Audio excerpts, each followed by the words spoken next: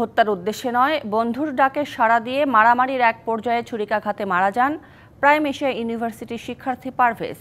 এমন স্বীকারোক্তি গাইবান্ধা থেকে গ্রেপ্তার হওয়া আসামি মেহেরাজ ইসলামের। বৃহস্পতিবার বিকেলে সংবাদ সম্মেলনে র্যাব ১-এর অধিনায়ক লেফটেন্যান্ট কর্নেল জাহিদুল করিম জানান, প্রাথমিকভাবে হত্যার ঘটনায় জড়িত থাকার বিষয়টি স্বীকার করেছেন মেহেরাজ। তবে পারভেজ হত্যার মূল কারণ জানা যাবে বাকি আসামিদের গ্রেপ্তারের পর। এই ঘটনায় সংশ্লিষ্ট ২ ছাত্রীকে আটকে অভিযান চালাচ্ছে র্যাব। আজকে আমরা যে ১ নম্বর আসামি এজান নামীয় মেহেরাজ, তাকেও আমরা বনানী থানাতে হ্যান্ডওভার করব এবং পরবর্তী কার্যক্রমের জন্য কার্যক্রম চলমান রবে। একই সাথে বাকি যে সকল এজান নামীয় আসামি রয়েছে তাদেরকেও গ্রেপ্তার করার জন্য আমাদের অভিযান চলমান। আমরা আশা করছি অতি দ্রুত আরও কয়েকজনকে আমরা আটক করতে সমর্থ হব।